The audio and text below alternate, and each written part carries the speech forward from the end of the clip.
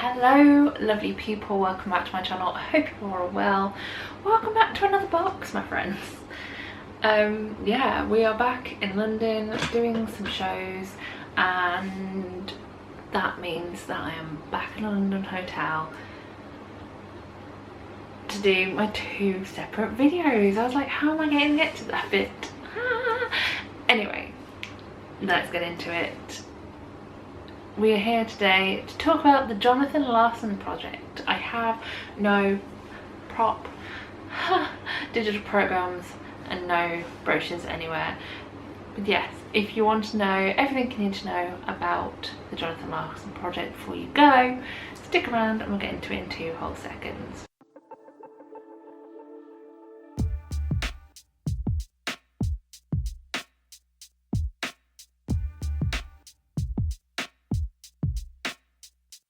So yes, we are here to do a nervous guide. I did just say we'd like to do 2 videos on a show, and you might be thinking, what is she talking about? If that is the case, hello, you must be new. Let's get into it quickly. For every show that I see, I like to do 2 separate videos, time and willing permitted. The first one being this one. This is the nervous guide. The nervous guide is everything you need to know about the show before you go into it. May that be content warnings, sensory warnings, age advisory, running times, information about the theatre itself, things like that. The things you need to know before you go in case you are a little bit anxious / nervous to go and see it, especially if you are going to see it solo. And then the second video is the review. Review is always put in inverted commas because at the end of the day I'm no way professional. I just like to go and see theatre, and sometimes, including for most of this trip, I am seeing things on my own. I'm seeing them solo, and therefore don't have the chance to reflect on a show after I leave it. You don't get the walking back to the underground or wherever you are going, talking about the things you enjoyed, the things you didn't enjoy, the people you enjoyed listening to, etc. And so I create the reviews that aren't reviews, so I can get all my thoughts out. So that is the spiel all done and dusted. Let's do the nervous guide for this show. So firstly, let's do the venue itself. It is in the Southwark Playhouse Borough branch. I have now this year visited both of the theatres. I went to Ballad Lines in the Elephant, is it Elephant? No, I doubt myself. I'm sure it's Southwark Playhouse Elephant and Southwark Playhouse Borough. Either way, I've been in both. I went to Ballad Lines earlier this year in the other venue, and now I've been into the Borough venue, which is a venue that I have visited a few times prior to today, but not for a while, and I'm gonna say it, I always get lost getting to that venue. It's a way of life. I nearly did today, and I had Google Maps on my side. Once you are there and once you know where you're going, which is quite easy, and the email you get from Southwark Playhouse, if you order, well, at least if you order through them, I don't know if you do get one if you order through Todaytix. I order through the theatre itself, but they send you an email saying, don't forget you are going to this venue, and they also give you a suggestion of where to go once you come out of the tube station. The closest tube is Elephant Castle, and to get to this venue they suggest you use the, this is why I have my phone to hand, the Southwark University exit or Borough on the Northern Line. Oh, that's if you're coming from, gotcha. So if you're coming out of Elephant Castle, you use the Southwark University exit, and if you are coming from the other northern, you can also come from Borough on the Northern Line. Wow, that was helpful, wasn't it? No. Yeah, I'd always get lost, and today was another one. The venue itself is really friendly and self-sufficient, very similar in that respect to the other venue. The ushers are volunteer ushers and they are super helpful. They have little clipboards which tells them where each seat is, so you literally can say your number and they'll look at it and they'll go you're here, which was very helpful because I'm notoriously terrible at sitting or finding my seat, and that's even in big venues. One thing to mention about the seat, and we'll talk also about the view from my seat, we'll do those two things together, is that the seats are foldable ones, which when you consider the show is 1 hour 25 with no interval, it is slightly uncomfortable, especially if you are like me today and were caught in between two people who were both, and I'm not the thinnest myself, but were caught in between two people who wanted, let's just put, wanted to use more space than there was available. I was either sat with like this or like this, just trying to keep myself relatively comfy. I did have a little bit of a stretch once I got up, but it is what it is. And for £30 for a ticket, I feel like you can't complain too much. Whilst we're on the seat, I was sat in B16,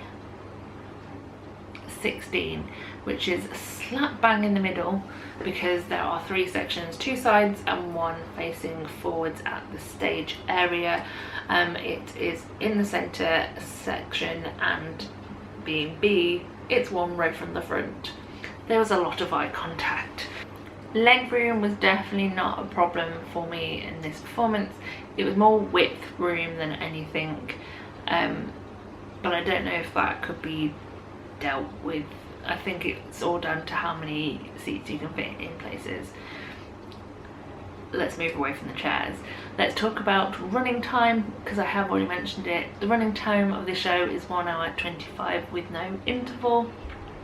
As you enter the large space, that's its name, the large, you are greeted with the delightful start times and finish times. So the matinee is starting at 2:30 and they suggest that it finishes at 3:55. They also suggest if you leave the theatre, re-entry is very difficult because, like in the other space, the entrances or the doors are used by actors to get in and out of the space, which makes sense. Moving then on to the content and sensory warnings. Again, alongside everything else on the door as you enter, there is information about this, and also, like I have also mentioned, you get a email from the Playhouse. I think on the day, yes, on the day you get an email saying you're coming to the show, finding us, show guidance, access and venue information, pre-order drinks, etc, etc. So it is all here for me to help. It's also on the door on entrance. So they have technical guidance which says this production contains haze, flashing lights and loud noises. Haze I didn't find particularly too hazy, and flashing lights wise they weren't flashy. There was a couple of changes in temperature of light, which is a weird way to put that, but there was like white lights and then there was more warm lights at some points, and that gave my eyes a little bit of sensitivity at first, but they weren't like in your face, bound to give you a headache lights. And loud noises wise, I feel like the only thing that was a massive loud noise came during the song The Vision Thing, which is basically a song about a candidate for presidency trying to win that presidency, and one of the actors is wearing a cowboy hat, an American cowboy hat, and has a whistle. That whistle is blown 4 times, I think, throughout the song. It is quite loud, especially if you're on row B in the centre. Whistle sounds do tend to go straight through me, so that was lovely. But that's as loud as I feel like the sounds got. The music wasn't really in your face. The vocals were at a lovely pitch and volume level, can't really complain. They also have content guidance which says this production contains strong language, sexual references, death and physical abuse, and recommended for ages 12 plus. These again can be split into songs. Strong language kind of comes throughout certain different songs. One song which is called Valentine's Day kind of slightly deals with